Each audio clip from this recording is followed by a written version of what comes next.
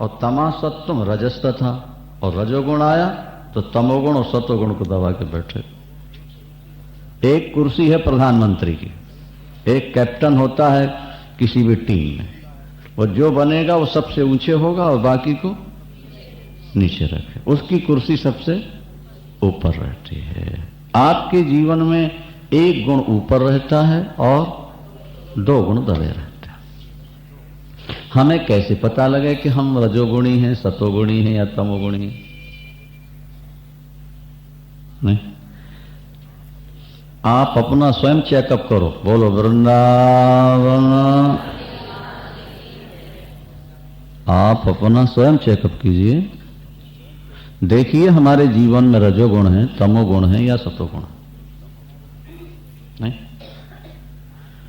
आत्मनिरीक्षण, दूसरे शब्दों में आत्मनिरीक्षण कीजिए। सुनिए 11वां श्लोक। सर्वद्वारेषु देहेष्मिन् प्रकाश उपजायते ज्ञानम यदा तदा विद्यार्विवृद्धम सत्वमित्युतो। ध्यान करने बैठो और शरीर के रोम रोम से, इंद्रियों से ज्योति निकलती हुई नजर आए। सर्वद्वारेषु देहेष्मिन्, इस देह में समस्त द्वारों में प्रकाश उपजाए थे। अगर प्रकाश मालूम पड़े अंदर, समझ लेना कि हमारे अंदर क्या हो गया? सतोगुण आ गया हमारे। ज्ञानम यदा तदा विद्यात्, जब ज्ञान का प्रकाश हो, ज्ञान की ओर आपका रुझान हो, सत्संग, भजन, पूजन, दान के प्रति मन में उल्लास हो, ज्यादा से ज्यादा हम कथा सुनें, ज्यादा से ज्यादा हम भजन करें, कीर्तन करें, पूजन करें, तीर्थ स्नान करें, नहीं? जीवों के प्रति मन में दया आ जाए और मन शांत हो, स्थिर हो। अगर कोई काम करना पड़े तो मन में खीज सी हो संसार की, और ध्यान पूजन में बैठे तो मन स्थिर हो जाए। समझ लेना आपके अंदर क्या बढ़ गया भाई? सत्वगुण बढ़ गया। लोभ प्रवृत्ति आरंभ, ठीक है? लोभ बढ़ता जा रहा है, जितना लाभ हो रहा है उतने नित नूतन सब बाढ़त जाई, जिमि प्रति लाभ लोभ अधिकाई। पेट नहीं भर रहा, बोले घर तो भर गया पर मन नहीं भरा। पैसे से घर भर गया पर मन नहीं भरा। अभी लगता थोड़ा और कमा ले। एक फैक्ट्री बढ़िया चली, दूसरी लगा ली, दूसरी चल गई, तीसरी लगा ली, अब कितनी है? बोले 25 हो गई। अब क्या कर रहे? बोले 26 की तैयारी हो रही। बोलो वृंदावन। नहीं, दिल्ली में कितनी दुकानें हैं? बोले 5। अब क्या हो रहा? बोले 6ठी खरीदने की योजना बना रहे हैं। कोठियां कितनी बन गई? बोले 15। अब बोले 16वीं की तैयारी है। लोभ बढ़ता जा रहा, जिन प्रति लाभ लोभ अधिक। लोभ प्रवृत्ति, नए नए काम करने की मन में इच्छा बनी रहना, नए नए कार्य प्रारंभ करते रहना, और मन में हमेशा चंचलता, अशांति, स्पृहा, इच्छा, तृष्णा बढ़ रही है बहुत ज्यादा। समझ लो क्या बढ़ गया अंदर? हाँ, रजस्येतानि जायन्ते विवृद्धे भरतर्षभ।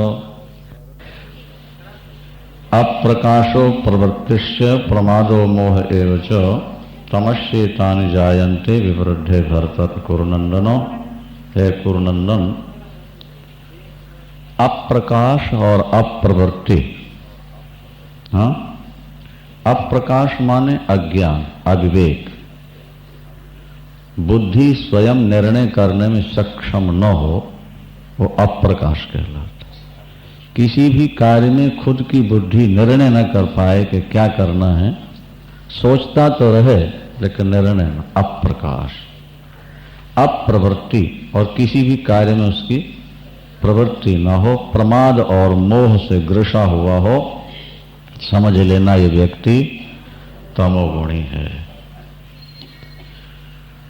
इन गुणों के आधार पर ही सारा संसार चल रहा है। सर्दी, गर्मी, बरसात की तरह ये तीनों गुण जीव पर हावी हैं। गर्मी में न चाहते हुए भी ज्यादा पानी पीना पड़ता है, और सर्दी में चाहने पर भी हम ज्यादा नहीं पी सकते। इसी तरह रजोगुण है तो न चाहते हुए भी काम क्रोध बढ़ेंगे। सतोगुण आ गया तो चाहते हुए भी वो दोष उभर नहीं पाएंगे। वही लिखते हैं कि अगर सतोगुणी अवस्था में शरीर छूट गया तो फिर क्या होगा, कहाँ जाओगे? रजोगुणी अवस्था में गया तो कहाँ जाओगे? ये सारी बातें ध्यान से सुननी है आपको। यदा सत्वे प्रवृद्धेतु प्रलमयाति देह वृक्ष। सतोगुण की वृद्धि है शरीर में। आपका जीवन सतोगुणी है ना, और शरीर छूट गया, कहाँ जाओगे? तदोत्तम विदाम लोकान अमलान प्रतिपद्यते। फिर आप स्वर्ग और से ऊपर जाओ। स्वर्ग से ऊपर के जो अमल लोक हैं, निर्मल लोक हैं, वहां आपको जाना होगा। सतोगुणी अवस्था में अगर शरीर छूट जाता है तो रजसी प्रलयम गत्वा, अगर रजोगुणी अवस्था में शरीर छूट गया तो फिर मृत्यु लोक आना पड़ेगा। तथा प्रलीनस तमसी, और तमोगुण में शराबी कबाबी आलसी बने बनाए शरीर छूट गया तो मूढ़ योनिषु जायते, पशु पक्षी शरीरों में आपको जाना पड़ेगा। ठीक है, क्या कोशिश करनी है? क्या कोशिश करनी है कि सतोगुणी अवस्था में शरीर छूटे। ठीक है। कर्मणा सुकृतस्याहो सात्विकम निर्मलम फलम। अगर हम सतोगुणी बन के रहना चाहें महाराज, तो सतोगुण कैसे आए? रजोगुण से लोभ पैदा होता है, प्रमाद और मोह तथा अज्ञान ये तमोगुण से पैदा होते हैं। 17वां श्लोक। वृंदावन। ठीक है। ऊर्ध्वम गच्छन्ति सत्तस्था, सतोगुणी व्यक्ति ऊपर जाते हैं। मध्य तिष्ठन्ति राजसः, रजोगुणी व्यक्ति बीच में रहते हैं।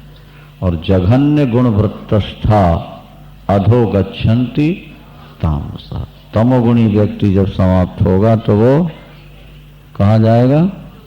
नीचे। अधो गच्छन्ति तामसः।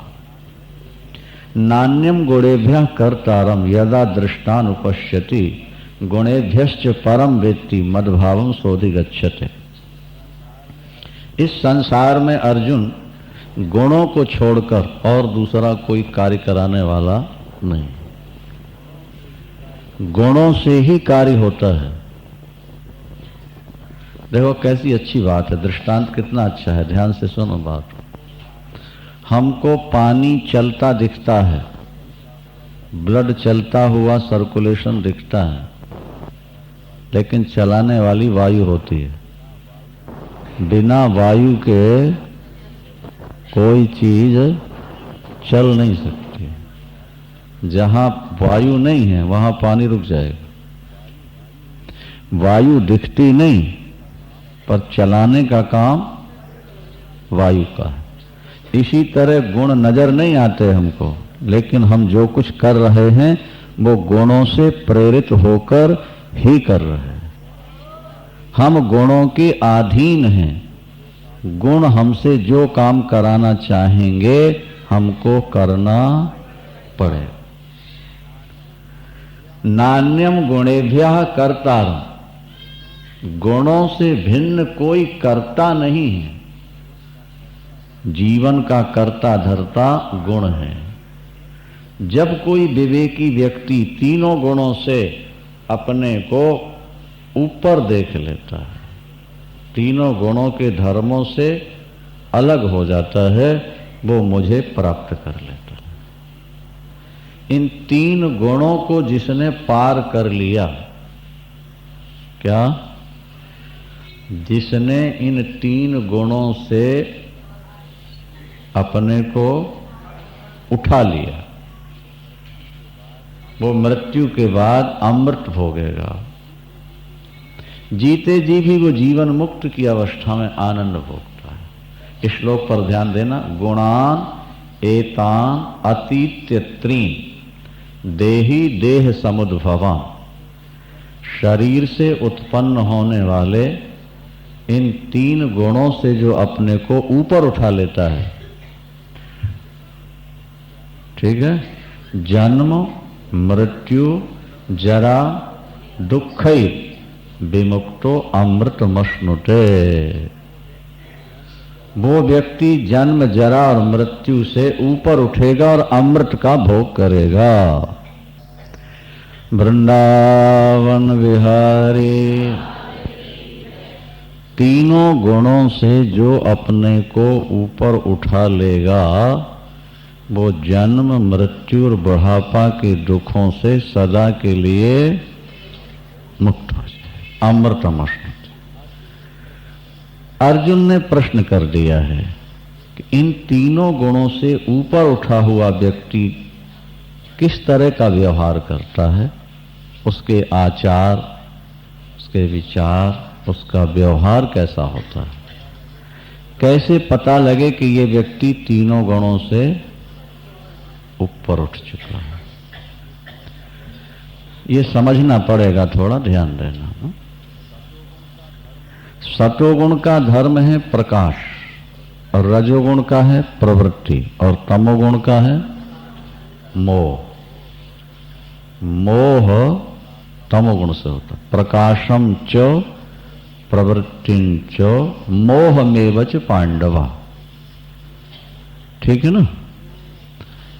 जो त्रिगुणातीत हो जाते हैं, जो तीनों गुणों के रहस्य को समझ चुके होते हैं ना, उनके जीवन में शांति आ जाए, अंदर प्रकाश आ जाए, कोई फर्क नहीं। वे प्रवृत्ति परक कर्म में लग जाएं, कोई फर्क नहीं। उनके मन में मोह आ जाए, ना उससे वो द्वेष करते हैं, ना उनकी इच्छा करते हैं। ज्ञानी के जीवन में समाधि लगे तो उसकी वही स्थिति रहती है। वो कोई काम कर रहा हो तो वही रहता है, और उसके जीवन में आलस्य प्रमाद आ गया तब भी वो वैसे ही रहता है। वो ये नहीं सोचता कि मुझ में तमोगुण आ गया, उसके धर्म आ गए तो मैं हटा दूं, रजोगुण आ गया तो हटा दूं, वैसा नहीं करता।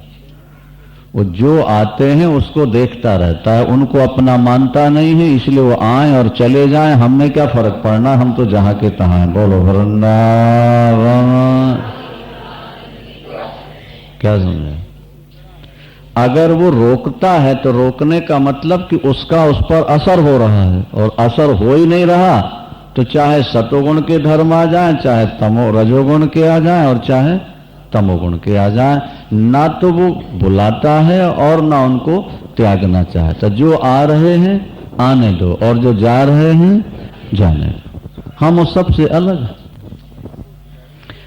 मतलब वो शरीर और उसके धर्मों का दृष्टा बनकर के रहता है।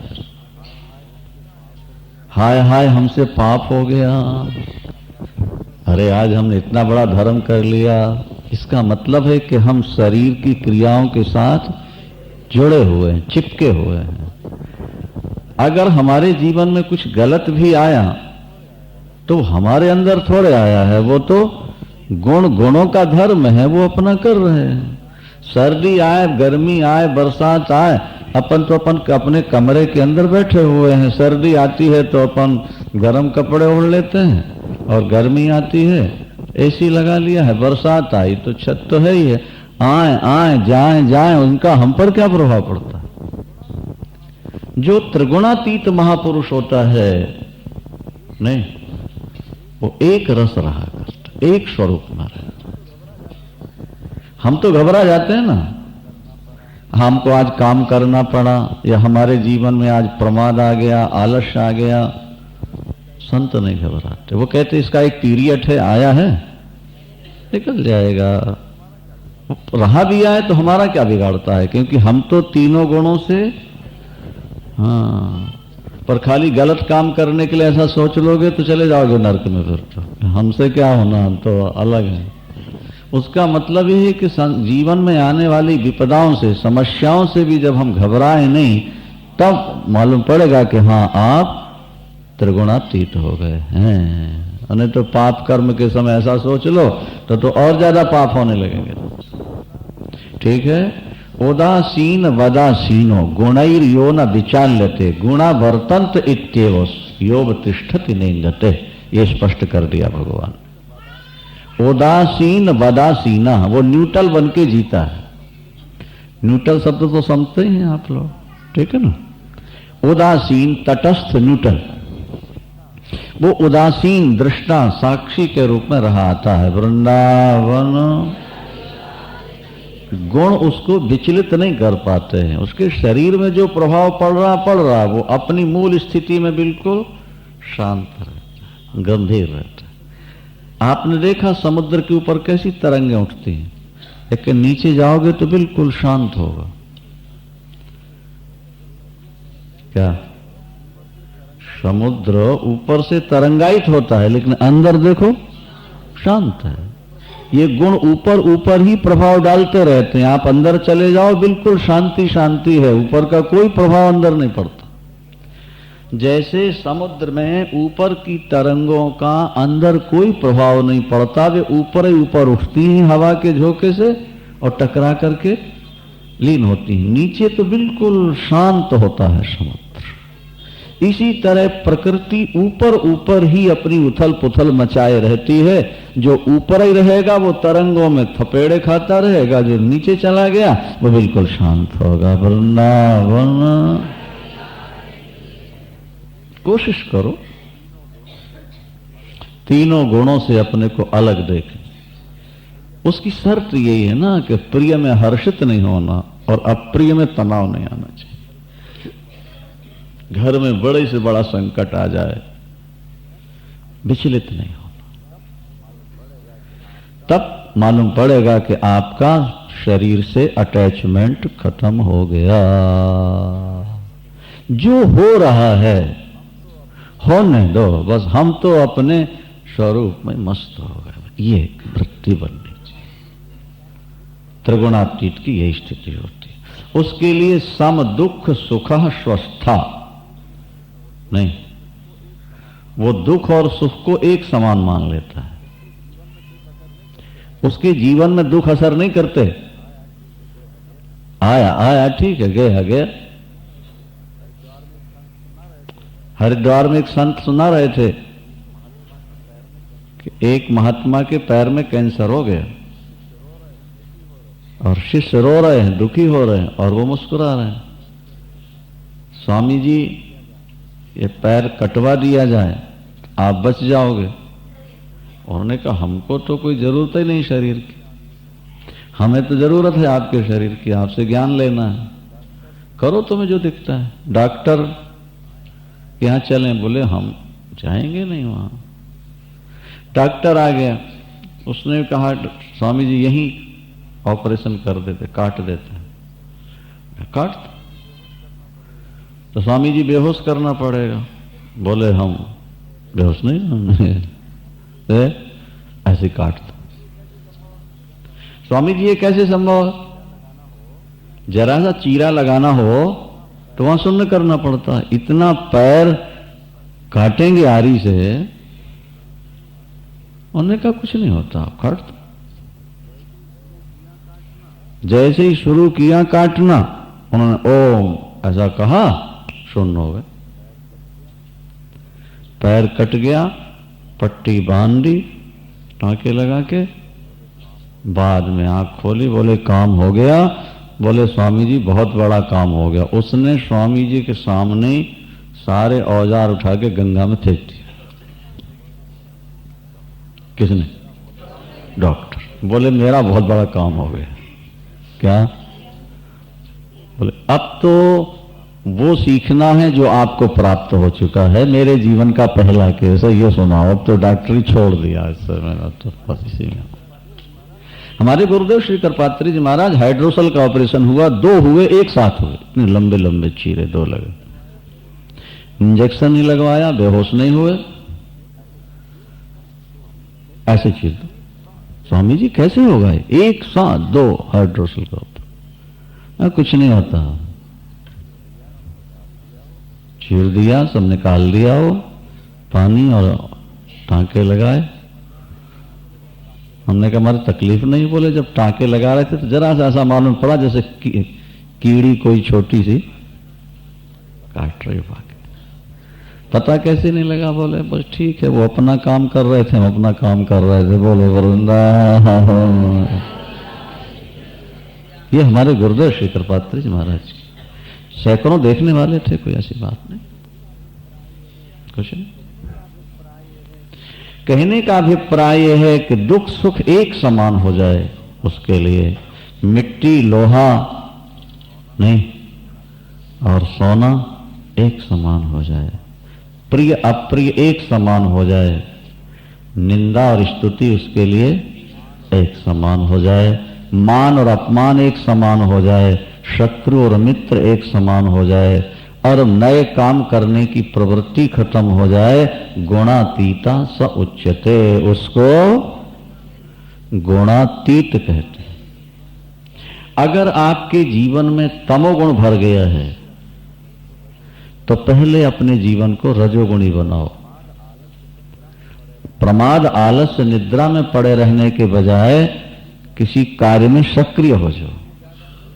और अगर रजोगुण है ज्यादा तो फिर आप सतोगुण में आओ, और जब सतोगुण आ जाए नहीं तो प्रकाश हो जाएगा, तो तत्व का बोध प्राप्त करके सतोगुण से भी पीछे हट जाना।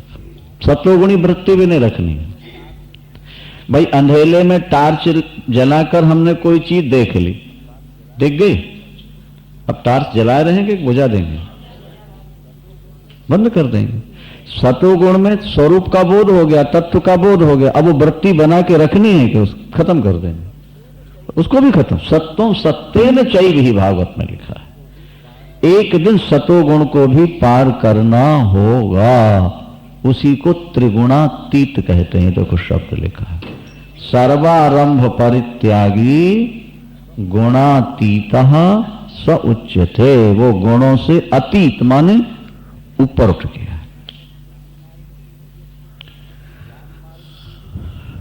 ज्ञान मार्ग से ही व्यक्ति त्रिगुणातीत हो सकता है, भगवान ने कहा नहीं पार। अगर व्यक्ति अनन्य भक्ति योग से मेरा भजन कर ले तो वो भी तीनों गुणों को पार करके ब्रह्म रूप हो जाता है, मुझे प्राप्त कर लेता है। माम चयो व्यभिचारेण भक्ति योगेन सेविते सा गुणान समति चैतान ब्रह्म भूयाय कल्पते। अव्यभिचारणी प्रेमा भक्ति जीवन में जाग जाए, वही स्थिति प्राप्त होगी जो ज्ञान मार्ग से चलकर त्रिगुणातीत आपको प्राप्त। माने 2 रास्ते बता दिए गए ना, या तो वेदांत के मार्ग से चलो या भक्ति मार्ग से चलो, वहीं पहुंच जाओगे जहां जाना है, प्रकृति पार हो जाओ। क्योंकि ब्रह्म की प्रतिष्ठा मैं हूं, अमृत और शाश्वतस्य धर्मस्य, शाश्वत धर्म की प्रतिष्ठा भी मैं हूं, और सुख की प्रतिष्ठा भी माने स्थान केंद्र मैं ही हूं अर्जुन, ऐसा तुम मान लो। ऐसा कह करके भगवान इस अध्याय को पूर्ण करते हैं। अब 15वां अध्याय, श्रीमन नारायण नारायण नारायण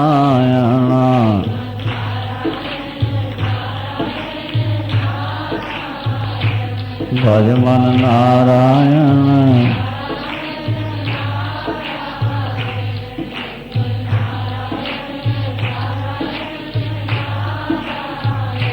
लक्ष्मी नारायण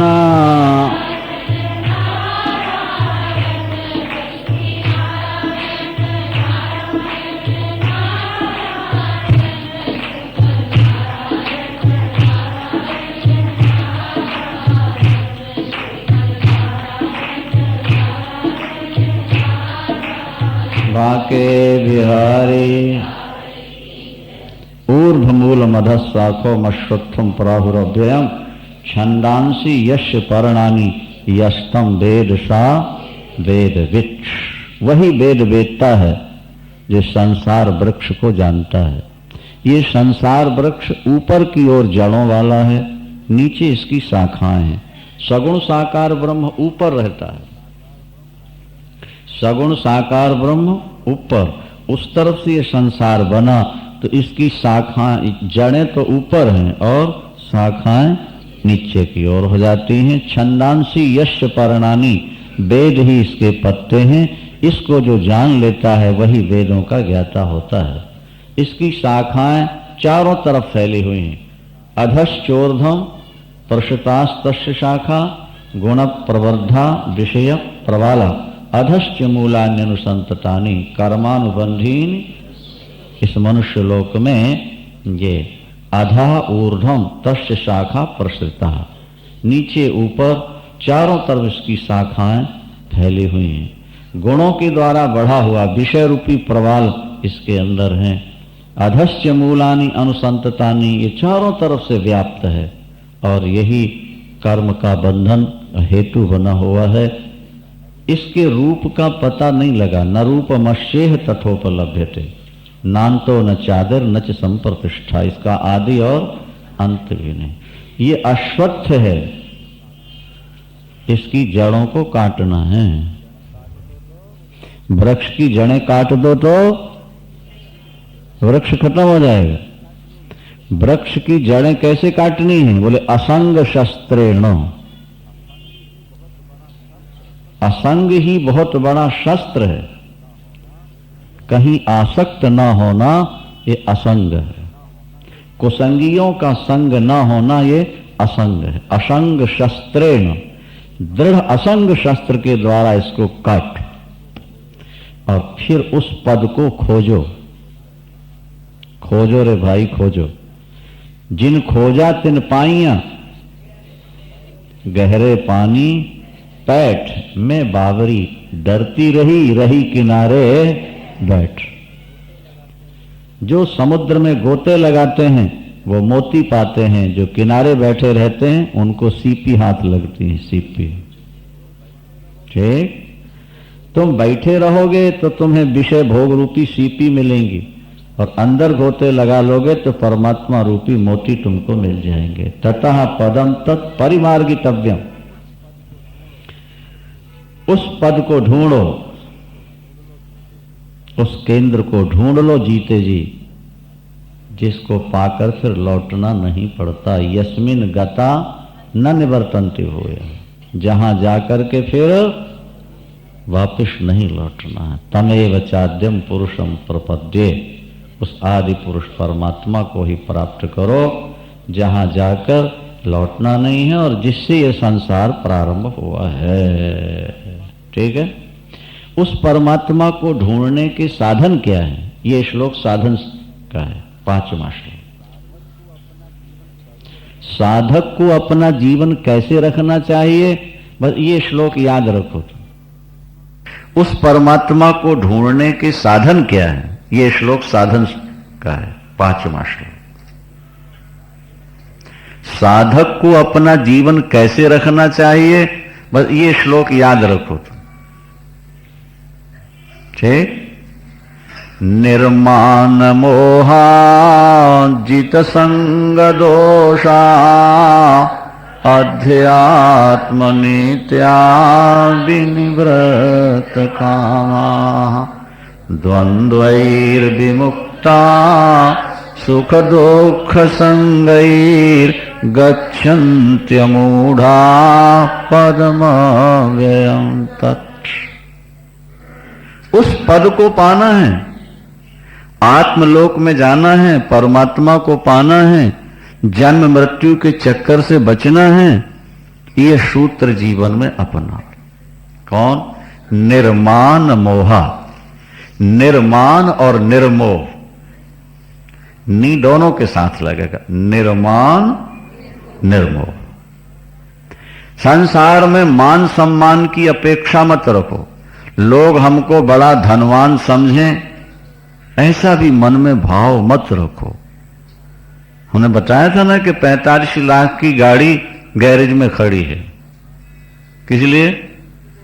पार्टियों में ले जाने के, काम नहीं उससे, केवल पार्टी। आए हुए लोग देख करके समझ लें कि भाई इसके पास भी, और एक आध नौकर उसकी सफाई में लगा रहता। वृंदावन, इस कंपटीशन ने ही जिंदगी बर्बाद कर दी लोगों की। यहीं दिल्ली में एक संत सुना रहे थे कि एक मकान में हम गए तो कोठी देखी 4 मंजिल की, एक एक मंजिल में 6-6 कमरे थे और परिवार में सदस्य 4 थे। कमरे कितने हो गए? 24 और सदस्य 4। और बोले पूरे मकान में महाराज कहीं टालिन पत्थर लगा हुआ है, कहीं ग्रेनाइट लगा हुआ है, कहीं A1 सफेद संगमरमर लगा। मजाल मक्खी बैठ जाए।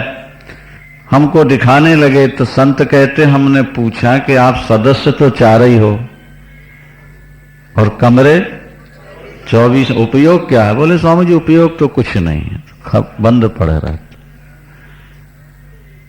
फिर बनाया क्यों?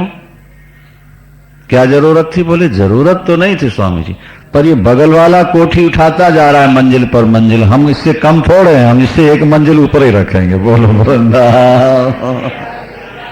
आप बताइए, आप करोड़ों रुपया इस कंपटीशन में बर्बाद हो रहा है।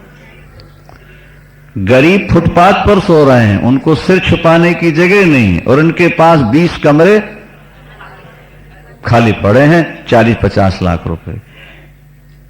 वही पैसा कहीं किसी जगह तुम लगा देते, फैक्ट्री में, दुकान में, और उसके ब्याज से चाहते तो हजारों गरीबों का भरण पोषण हो जाता, तुम्हारा लोक बन जाता और तुम्हारा परलोक भी बन जाता। लेकिन व्यक्ति नहीं करे। निर्माण निर्मोह, किसी से मान नहीं चाहना और परिवार में मोह नहीं। ये मेरे नहीं हैं, ये तो सब माया के पुतले हैं इस घर में। ये बिना एड्रेस से आते हैं और बिना एड्रेस के चले जाते हैं। बोलो वृंदावन। आपके हमारे घर में जो आए हैं उनका एड्रेस क्या, कहां से आए हैं? पूछो तो घर के सदस्यों से, भाई तुम कहां से आए हो? कहते नहीं मालूम। अच्छा जाओगे कहां? ये भी हमको नहीं मालूम। और कब जाना है? बोले ये भी नहीं मालूम। हमारे पास कब तक रहोगे? बोले कोई गारंटी नहीं, हम कभी भी जा सकते। आने का पता नहीं, जाने का पता नहीं, समय का पता नहीं, लेकिन हम उनको चिपका कर बैठे हुए हैं। तुम हमारे हो, हम तुम्हारे बिना रह नहीं सकते। ये मोह। इसलिए निर्माण और निर्मोही हो जाओ। उमा कहो मैं अनुभव अपना, और सत हरि भजन जगत सब। जित संग दोषा, कुसंग के दोषों से बच जाओ भाई। बारु भल तात नरक करी वासा, ये दोष्ट संग जनि देय विधाता। नरक का बास भला, दुष्ट का साथ भला नहीं। जित संग दोषा, कुसंग से। एक राजा थे चक्रवेन, उनकी पत्नी महाराज कमल के पत्ते पर बैठ के स्नान करती थी और डूबती नहीं थी। क्योंकि राजा चक्रवेन अपने हाथों हल चला करके जो अन्न प्राप्त होता था वही खाते थे, उसी में कपड़े खरीद के पहनते थे। प्रजा का 1 पैसा भी वो अपने काम में नहीं लेते थे। राजा चक्रवेन। इतनी शक्ति आ गई कि उनकी पत्नी कमल के पत्ते पर बैठकर स्नान करती थी। एक बार कहीं मेला था, जैसे आजकल पार्टियां होती हैं तुम्हारी, उसने कहा कि हमको भी ले चलो। राजा कहता है नहीं चलो, दिमाग खराब हो जाए। अब मैं तो राजा हूं, मुझको जाना ही पड़ेगा। नहीं, तुम जाओगे बुद्धि लड़खड़ा जाएगी, घर में ही हो। बोली महाराज कभी तो घुमा दिया करो, घर में बैठे बैठे बोर होती रहती हैं, घुमाना चाहिए ना थोड़ा। उन्होंने कहा नहीं मानती हो, चलो। ले गई। अब जैसे ही वहां पहुंची, सेठानियों को पता लग गया कि राजमाता आई हैं, चलो चलो दर्शन कर आए। देखा तो राजमाता के शरीर में कोई आभूषण ही नहीं थे, खाली मंगल सूत्र था, मोटी सी धोती और साथे। और सेठानियों के महाराज नाक में हीरा, कान में हीरा, गले में हीरे, कंगन में हीरे, कमर में हीरे। नहीं समझ में आई बात। वो जब घेर के बैठी चारों तरफ से, हाय हाय महारानी जी आप राजरानी हो, हम आपकी प्रजा हैं, देखो हमारे पति कैसा हमको पहना के रखते हैं, सजा के रखते। आपके शरीर में कुछ नहीं। नारी की तो शोभा आभूषण से हुआ करती है, श्रृंगार तो स्त्री का सब। महाराज दिमाग चढ़ गया, बोलो वृंदावन। घर आते ही बोली महाराज हमको तो आभूषण चाहिए। अब उन्होंने कहा देखो दिमाग खराब हो गया ना तुम्हारा, ये संग का असर बहुत जल्दी पड़ता है, इसलिए संग करना हो तो उसके साथ सत लगा दो, कू नहीं लगाना। वृंदावन लंबी कथा है, अब समय नहीं है सुनाने का। महाराज चक्रबेन को भेजना पड़ा रावण के पास टैक्स लेने के लिए सोना। राजा चक्रबेन ने मंत्री को भेजा रावण के, एक मन सोना दो टैक्स। वो ठहाका मार के हंस पड़ा, त्रैलोक से मैं टैक्स लेता हूं, मैं देवताओं से टैक्स लेता हूं, और एक सामान्य राजा मुझसे टैक्स मांग रहा है। जाओ उससे बोल देना तेरी मौत नजदीक आ चुकी है, इसलिए तू रावण से टैक्स मांग। मंदोदरी को मालूम था, उसने कहा महाराज ऐसा न कहो, बड़ा प्रतापी राजा है। लंबी कथा है। महाराज कबूतर दाना चुग रहे थे, मंदोदरी ने कहा देखिए उस राजा की हम शक्ति आपको दिखाएं। कबूतरों से पहले कह दिया तुम्हें रावण की सौगंध है, दाना नहीं चुगना। कोई बंद नहीं करता। मंदोदरी ने दोबारा कहा राजा चक्रबेन की सौगंध कोई नहीं खाएगा, सारों का मुंह बंद होगा कबूतरों। एक बहरा कबूतर खाता रहा, उसका सिर कट के नीचे गिर गया। उसके मंत्री ने रावण से कहा कि हमारे महाराज का चमत्कार देखना है आपको। तो उसने समुद्र के किनारे रेत की लंका बनाई, रेत में रेखांकित, और रावण से कहा महाराज देखिए मैं इसका एक दरवाजा तोड़ता हूं, गेट का 4 दरवाजे होते ना गेट के, एक तोड़ूंगा यहां, वहां आपका टूट जाएगा, और सारे तोड़ दूं, सारा मिटा दूं, लंका नहीं बचेगी आप। और जब उसने एक दरवाजा ऐसे किया हाथ से, चक्रबेन का नाम ले, लंका का एक दरवाजा, अब तो पसीना निकल आया रावण के हाथ जोड़ने, बोले भैया ले जाए। और जब टैक्स लेके आया, महारानी जी ने कहा जल्दी बनवा दो हार मेरे। क्या? और फिर उन सेठानियों के बीच में जाना है मेरे को, दिखाना तो है। और जैसे ही पहनी उसने, पहनने के बाद गई नहाने के लिए, कमल के पत्ते पर बैठी, नीचे चले गए। तो गोताखोर से तो बचा लिया, नहीं तो मर ही जाती।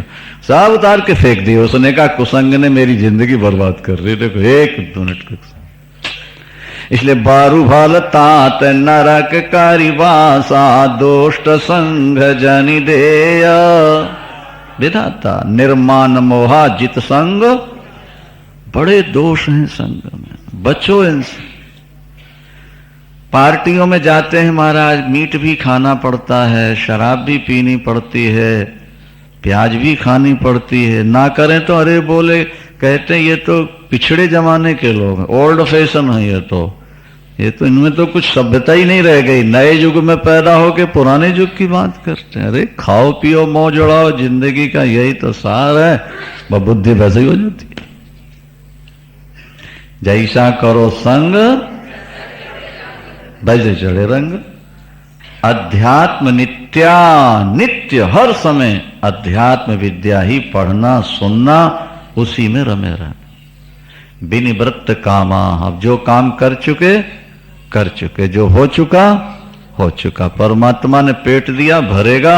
हम तो परम तत्व को पाने का प्रयत्न। द्वंद्वैर विमुक्ता, दुख सुख जो जीवन में आए उनसे मुक्त रहो, सुख दुखों से भी अलग रहो। ये अगर वृत्ति तुम्हारी बन जाएगी तो गच्छन्त्य मूढ़ाः पदमव्ययम् तत्, फिर वो बुद्धिमान व्यक्ति उस पद में पहुंच जाएगा। किस पद में पहुंचेगा प्रभु? ध्यान दे के सुन लो अर्जुन, बहुत अच्छा श्लोक है। न तद भासयते सूर्यो न शशांको न पावका यद गत्वा न निवर्तन्ते तद्धाम परम मम। पार्थ, मेरे लोक में सूर्य का प्रकाश नहीं है, पर रात्रि भी नहीं है। वहां शशांक नहीं है, शशांक माने चंद्रमा। वहां अग्नि नहीं है, और वहां जाकर के कोई वापिस लौटता नहीं है। वो मेरा परम धाम है। ये जीव मेरा अंश है। मेरा स्वरूप होते हुए भी जीव बनकर के, ये सनातन जीव बनकर के संसार में भटक रहा है। 5 ज्ञानेंद्रियां और एक मन के विषय इसको प्रकृति की ओर खींचते रहते हैं। कर्षति, आकर्षति, कर्षति मतलब खींचते रहते। मन और 5 ज्ञानेंद्रियां, इनके विषय व्यक्ति को संसार की ओर खींचते रहते हैं, इसलिए इससे बचो। अच्छा, अगर हमने संसार का सुख ले लिया तो क्या बिगड़ेगा? कहते हैं कि नहीं, शरीर में जो कर्म तुम करोगे ना, शरीर छोड़ने के बाद वो कर्म तुम्हारे साथ ही साथ चले जाएंगे। कैसे? जैसे वायु के संयोग से गंध तुम्हारे पास तक चली आती है। गंध स्वयं नहीं चल सकती, गंध को ले जाने वाली कौन है? वायु है। तो इसी तरह से ये तुम्हारे कर्मों के संस्कार हैं, यही नरक और स्वर्ग में तुमको घुमाते रहेंगे। इसलिए से बचो। ये श्रोत्रम चक्षु स्पर्शनम चो रसनम घ्राण में चो अधिष्ठाय मनश्चायम विषयान उपसेवित। ये आत्मा को भोग नहीं मिलता, स्वाद तो मन लेता रहता है। देख लो, मनः अयम मनः विषयान उपसेवित।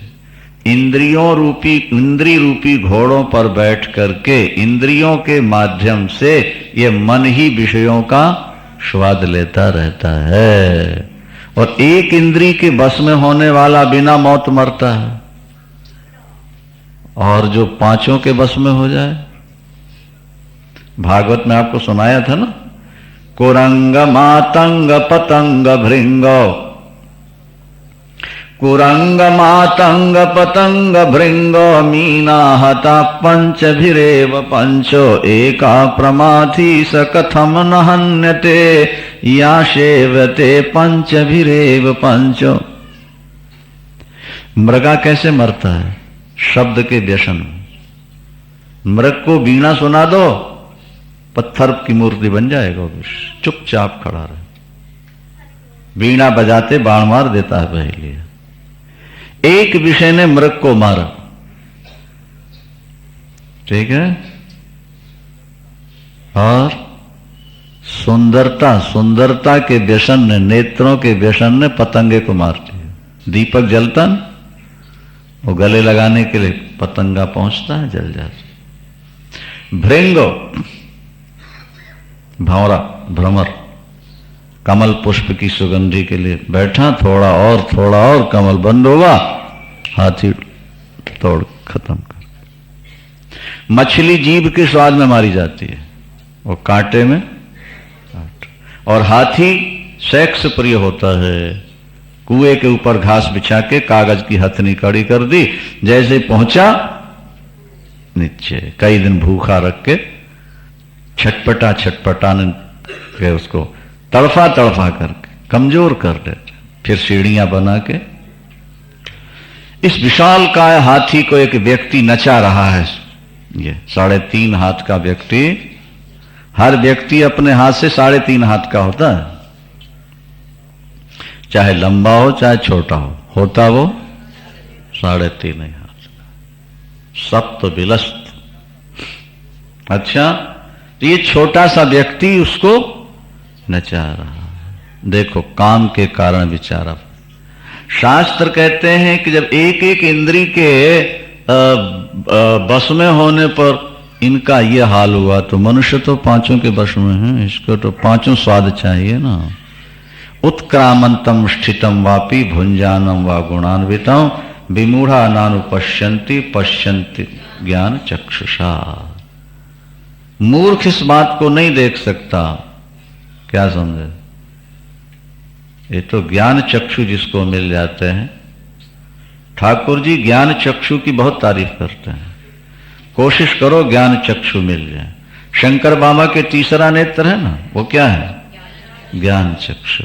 भगवती पराम्बा के भी तीसरा नेत्र होता है। संकेत यही है कि इनकी पूजा करो तो ज्ञान नेत्र खुल जाता है, फिर संसार स्वप्न की तरह भासता। ज्ञान भय जिम संशय जाहि, ज्ञान के बाद संशय नहीं रह जाता, दृढ़ हो जाता एकदम।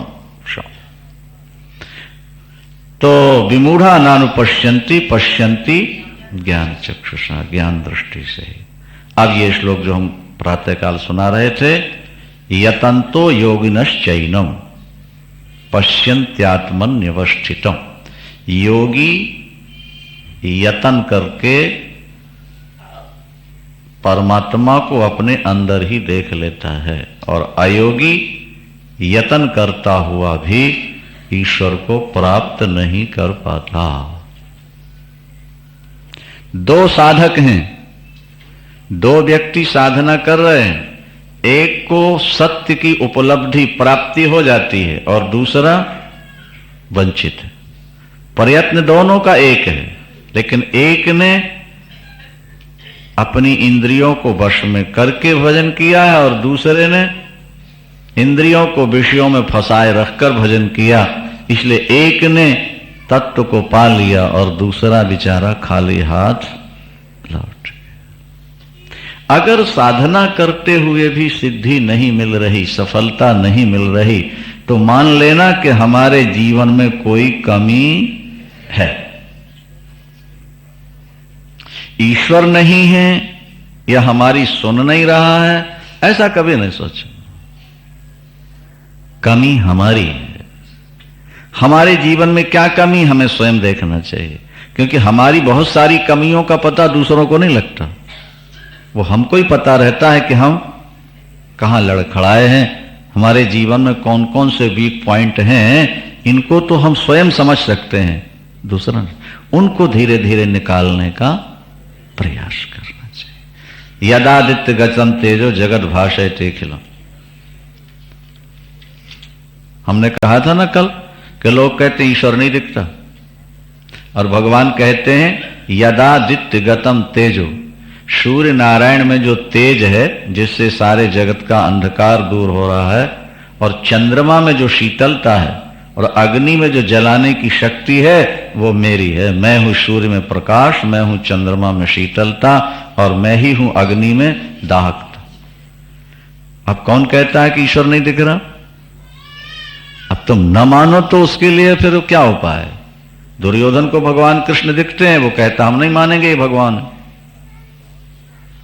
अर्जुन भगवान मानता है और दुर्योधन नहीं मानता। तो भगवान दिखने के बाद भी लाभ क्या होगा अगर हम मानते नहीं तो?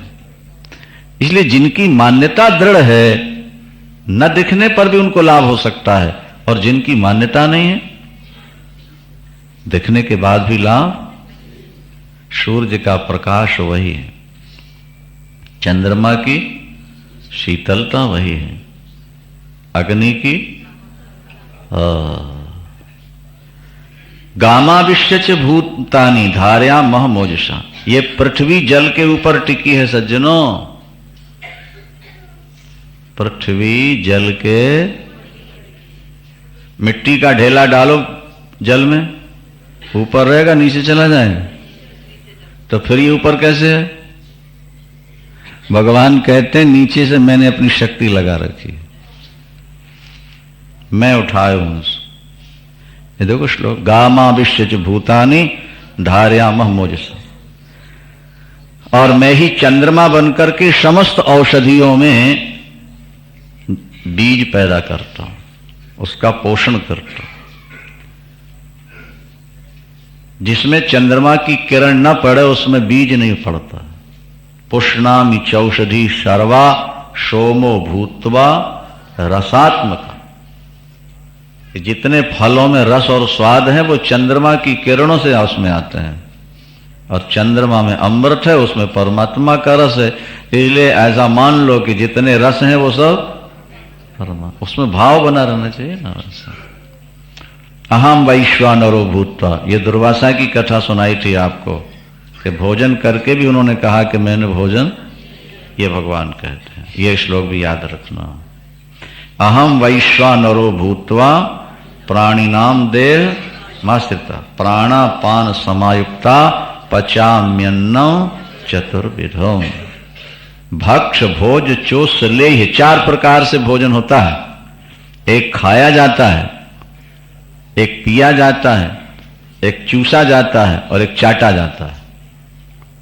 भोजन के 4 ही प्रकार हैं संसार में, खाना चबा के, और पीना, और चूसना आम वगैरह, और चाटना चटनी वगैरह। 4 प्रकार के अन्न को मैं ही पकाता हूं। प्राणों में अग्नि बन के मैं जलता हूं नहीं, और फिर जब भोजन करता है व्यक्ति तो उसको मैं, इसलिए ज्ञानी भोजन करता हुआ भी भोजन नहीं करता, वो तो परमात्मा रूपी अग्नि में हवन कर रहा होता है। अग्नि रूपी परमात्मा में हवन बुद्धि से वो ग्रास डालता हवन। हमने आपसे कहा था ना कि ज्ञानी और अज्ञानी की क्रिया में भेद नहीं है, केवल भाव में भेद हो जाता है। और जहां भाव में भेद है वहां फल में भेद हो जाएगा। जहां भाव में भेद है वहां फल में भी भेद हो जाएगा। इसलिए क्रिया का ज्यादा महत्व नहीं है, महत्व है भाव। सर्वस्य चाहम हृदि सन्निविष्टो मत्त स्मृतिर्ज्ञानमपोहनञ्च वेदैश्च सर्वैरहमेव वेद्यो वेदांत कृत वेद विदेव चाहम। मैं सबके हृदय में बैठा हुआ हूं, मेरे द्वारा ही स्मरण शक्ति, ज्ञान और संशय की निवृत्ति ये प्राप्त होते हैं, मेरे से ही। सुनो और भूले ना बोले भगवान ही देते हैं। क्या हमारे गुरुदेव कहते थे किसी भी ग्रंथ को हम 5 पाठ कर लें जिंदगी में नहीं भूलता।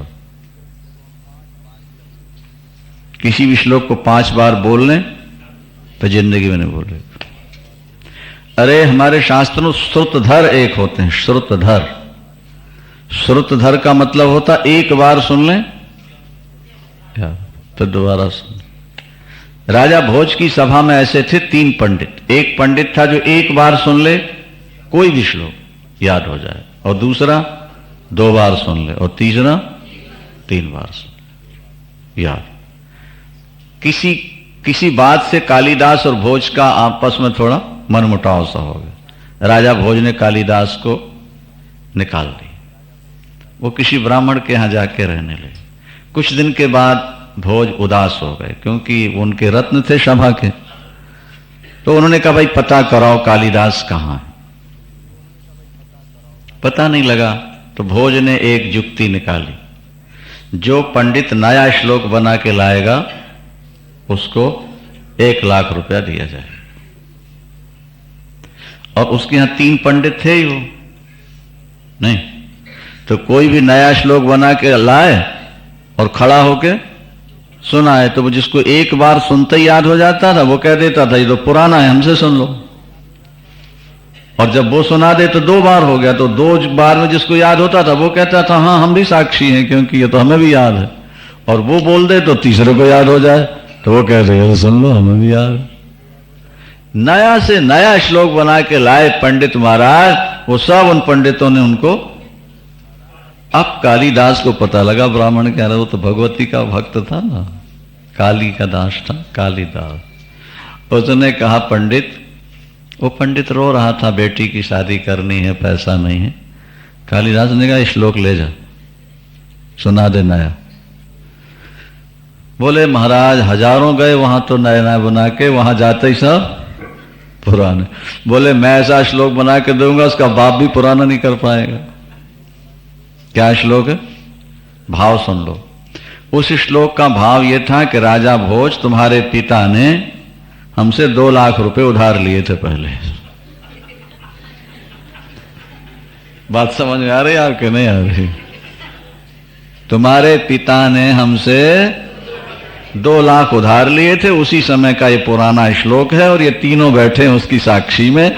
अब हाँ करेंगे तो 2 मिलेगा और ना करेंगे कि नया है तो 1 तो मिल ही जाएगा तेरे को।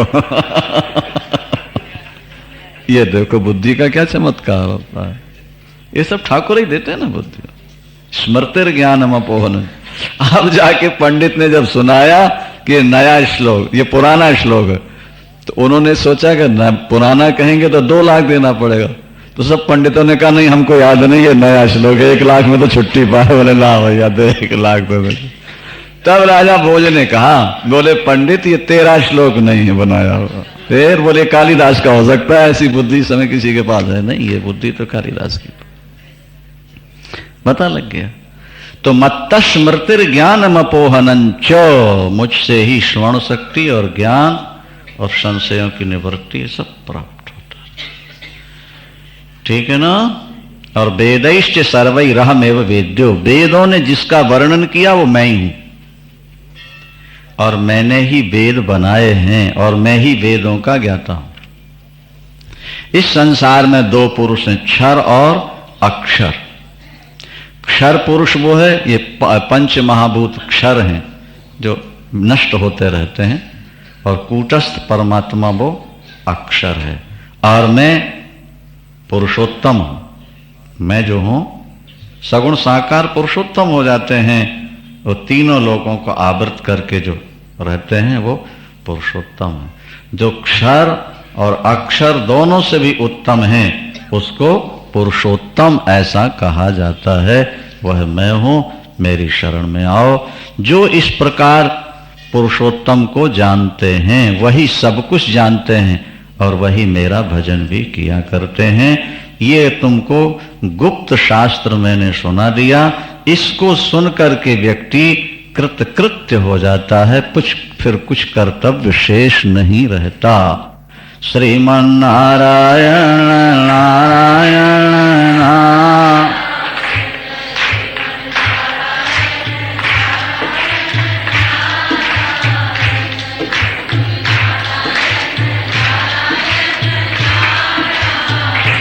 लक्ष्मी नारायण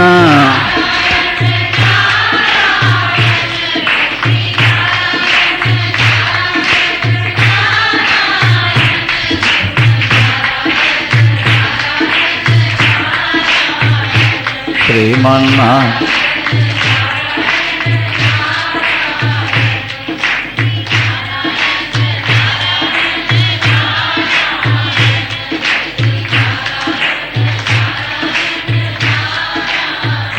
बद्री नारायण